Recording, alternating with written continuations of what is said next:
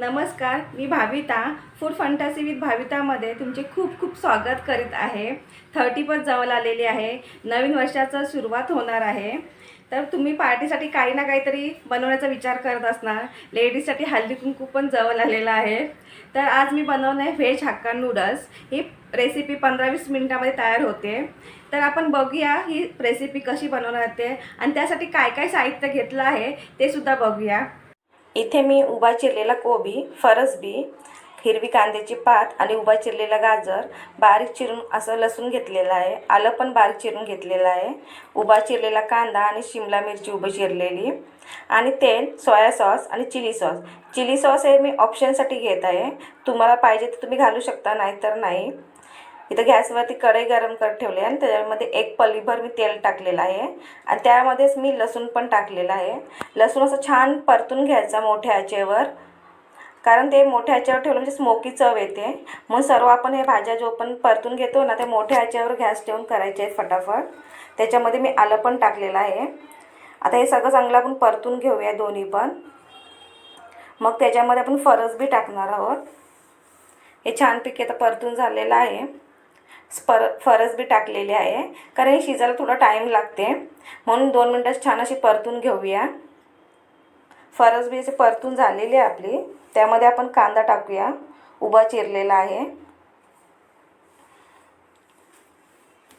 आणि ते पण छान असं परतून घ्यायचं आहे।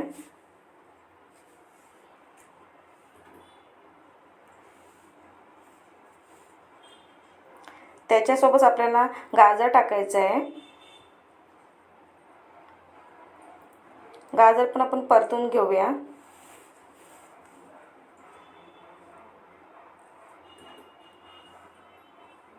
त्याच्यासोबत शिमला मिरची हे पण परतून घेऊया। अशा प्रकारे आपल्या भाज्या सर्व छानपैकी परतून घेऊया।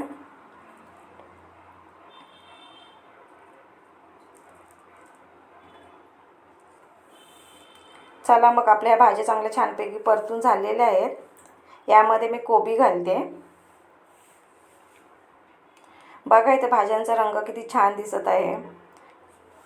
भाज्यांचा कलर म्हणजे कलर पण चेंज झालेला नाही आहे,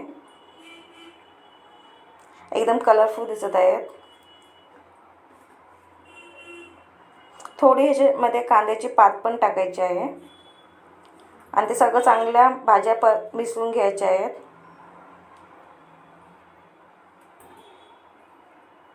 इथे मी थोडी टाकते आणि एका साईडला मी पाणी गरम करत ठेवलं आहे पातेल्यामध्ये नूडल्ससाठी।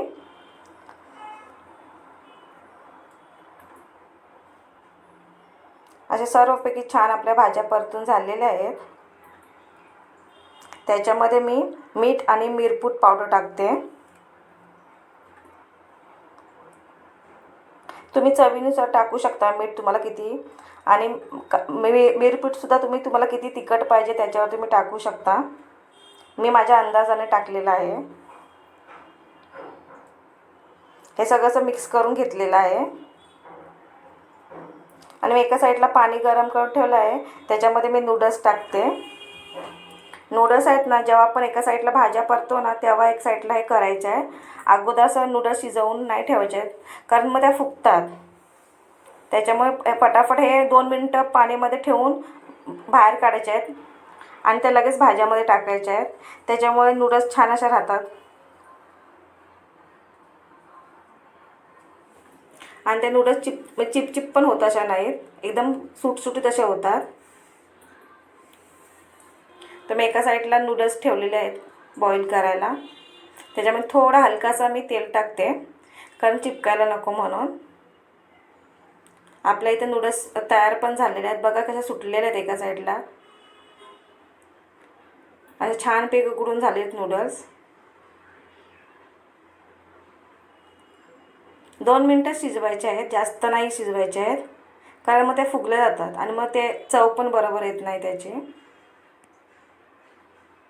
मी नूडल्स काढलेले आहेत बाहेर गरम गरम, आणि गरम गरमच भाज्यामध्ये टाकायचे आहेत, त्याला थंड नाही करायचं आहे। त्याच्यावरती सोया सॉस टाकायचा आहे आणि चिली सॉस पण त्याच्यावरतीच टाकायचा आहे, कारण मग भाज्यांचा रंग बदलू नये ना, म्हणून नूडल्सवरती सोया सॉस टाकायचा। आणि चिली सॉससुद्धा. आणि सर्व असं मिक्स करून घ्यायचा. त्याच्यामुळे आपले नूडल्स चिपचिप असे झालेले नाही आहेत आणि ते फुगलेही नाही आहेत. मी मीठसुद्धा कमीच टाकले कारण सॉसमध्ये मीठ जास्त असतो.